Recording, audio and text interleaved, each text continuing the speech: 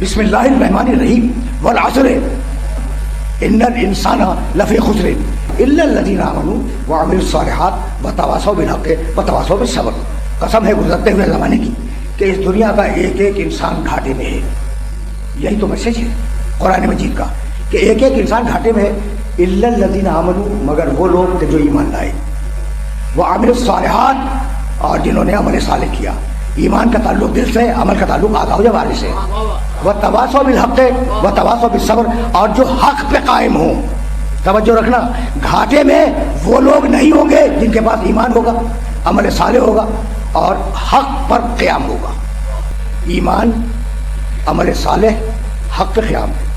سورہ یاسین میں یہ آواز دی پروردگار نے کہ سبحان الذی خلق الازواج کلھا مما تنبت الارض ومن انفسہم ومما لا یعلمون. بابرکت ہے واللہ، یہ نے ساری دنیا کے انسانوں کو خلق کیا تین چیزوں سے.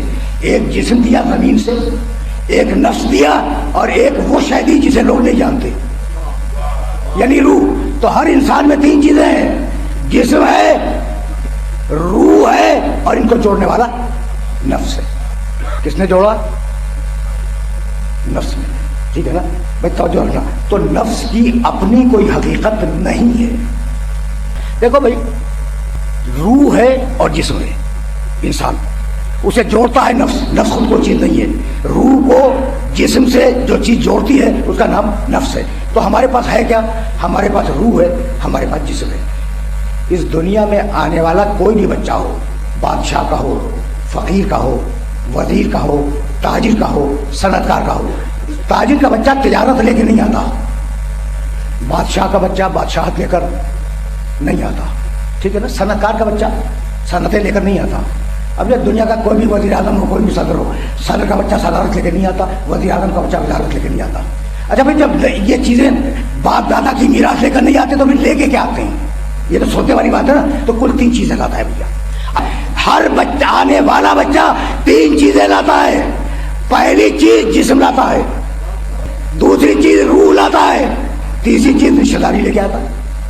ماں کا بیٹا ہے، باپ کا بیٹا ہے، دادا کا پوتا ہے. اگر کوئی چوتھی چیز لاتا ہو تو تم بتلا دو.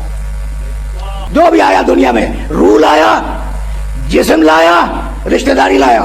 سمجھ میں آ گئی بات؟ روح کے لیے کہا الا الذین آمنوا، جسم کے لیے کہا وعملوا الصالحات اور رشتہ داری کے لیے کہا وتواصوا بالحق. رشتے رکھنا تو حق پر.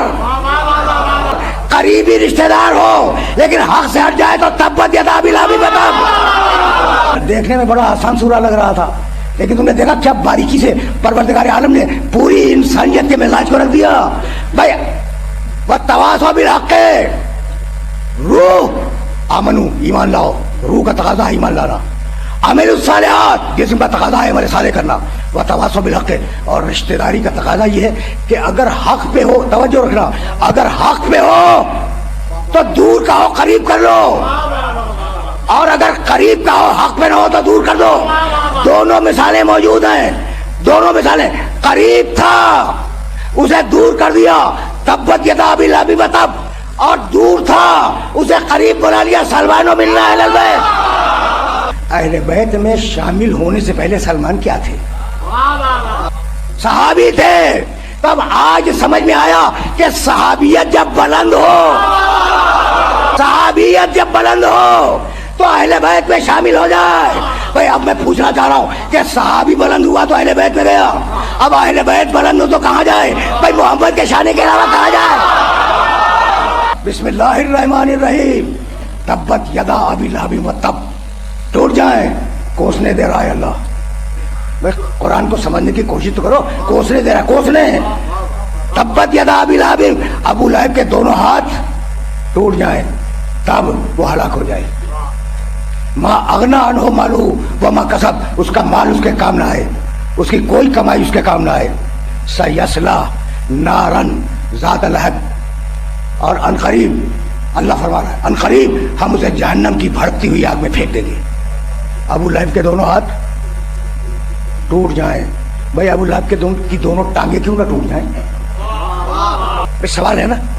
ابو لہب کی دونوں ٹانگیں ٹوٹ جائیں، ابو لہب کی دونوں آنکھیں پھوٹ جائیں، ابو لہب کے دونوں کان بہرے ہو جائیں. یہ ہاتھوں نے کیا کیا کہ سارا نزلہ گر رہا ہے ابو لہب کے ہاتھوں پر.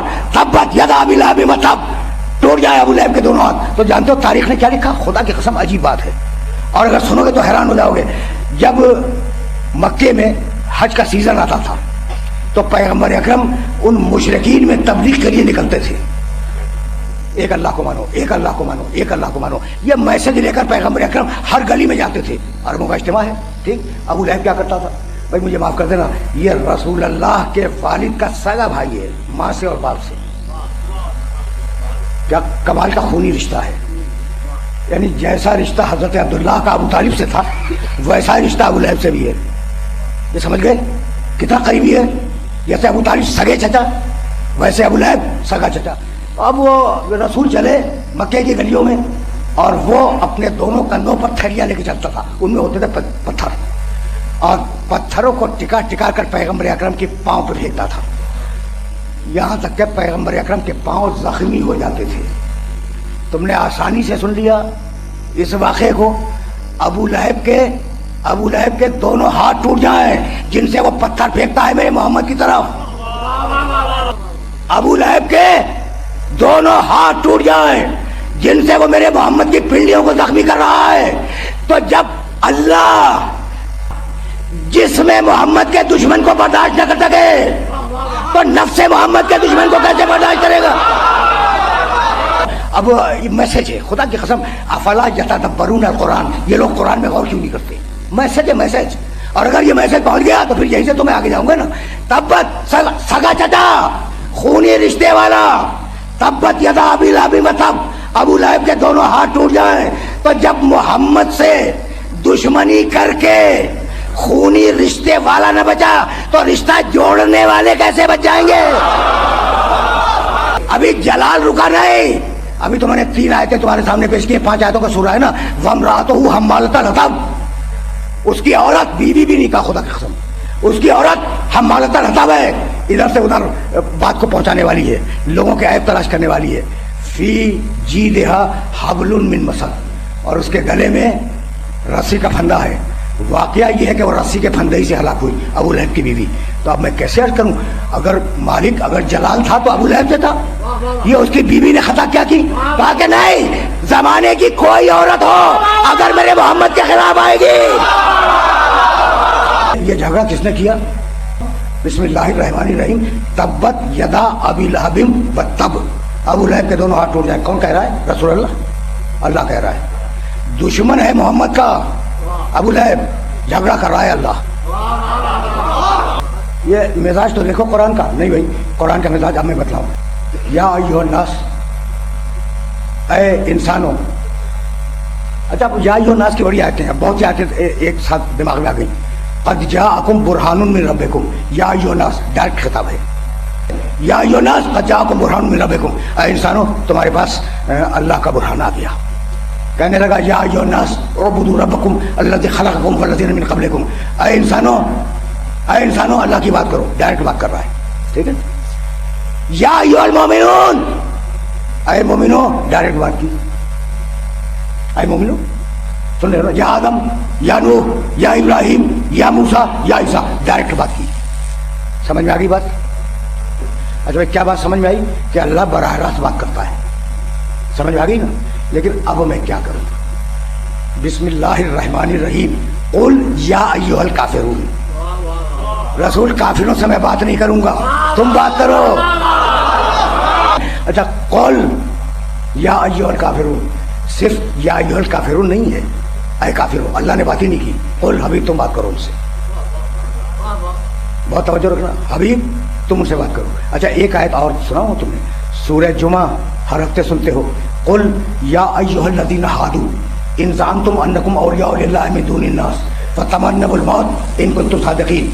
रसूल, तुम कह दो कि ऐ यहूदियों, डायरेक्ट बात नहीं की। कुछ समझ में आई बात? यहूदियों से अल्लाह ने बराह रास्त बात नहीं की, मोहम्मद से कहा तुम कहो, ठीक। काफिरों से डायरेक्ट अल्लाह ने बात नहीं की, रसूलुल्लाह से कहा कि तुम बात करो, ठीक है ना। अच्छा, और अबू लहब से डायरेक्ट बात की, तब्बत यदा अबी लहब व तब। तो अब कुछ मिजाज समझ में आया कि हबीब, हमारा तुझसे मुआहदा है कि तेरे दुश्मन से मैं लड़ूंगा, मेरे दुश्मन से तू लड़ेगा। कि अल्लाह का और रसूल का मुआहदा है कि हबीब, تیرے دشمن سے میں لڑوں گا، میرے دشمن سے تو لڑے گا۔ اب میں کیسے اپنے سننے والوں تک یہ میسج دوں کہ تاریخ اسلام میں دو حارث ہیں، ایک حارث ہے خیبر والا اور ایک حارث ہے غدیر خم والا۔ دیکھو وہ تین بھائی تھے جس میں سے ایک کا میں نے نام لیا ہے، مرحب، انتر، حارث، اور کہتے یہ ہے کہ حارث بڑا تھا، یعنی تینوں بھائیوں میں بڑا جو تھا وہ حارث تھا۔ تو دو حارث ہیں نا بھائی، توجہ رکھنا، دو حارث ہیں، ایک ہے یہودی اور قرآن کہہ چکا ہے کہ یہودی ہے خدا کا دشمن،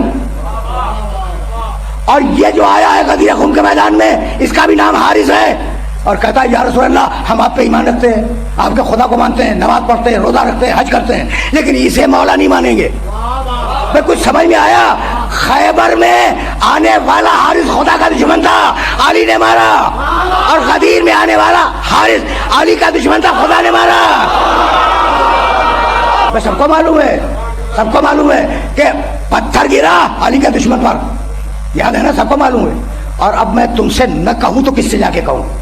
اچھا بھائی، پتھر گرا، اس کے سر پہ لگا، توڑتا ہوا ناکے کی پیٹھ توڑتا ہوا زمین میں پیوست ہو گیا۔ بھائی عجیب سبق ہے اس کے اندر۔ مالک حارث پر مارنا تھا مار دیتا، یہ ناکے نے کیا خطا کی تھی؟ کبھی غلط آدمی کو اٹھائے ہوا تھا۔ اچھا بھائی، پتھر آیا اور سر کو توڑتا ہوا زمین میں پیوست ہو گیا، یہی ہوا نا؟ اچھا میں سجیشن تو نہیں دے سکتا، لیکن میں سوچ تو سکتا ہوں کہ پروردگار ایک تلوار آتی غیب سے اور اس کی گردن کاٹ کے چلی جاتی، یہ پتھر کا عذاب کیوں؟ بھائی سوچنے کا تو حق حاصل ہے نا۔ اچھا بھائی زمین پھٹتی اس میں دھس جاتا، یہ پتھر کا عذاب۔ اچھا بھائی ایک آگ آتی اسے جلا دیتی، یہ پتھر کا عذاب کیوں آیا؟ کہا بھائی ہم نے طے کیا تھا کہ جو عذاب دشمن کعبہ کا وہی عذاب دشمن مولود کعبہ کا۔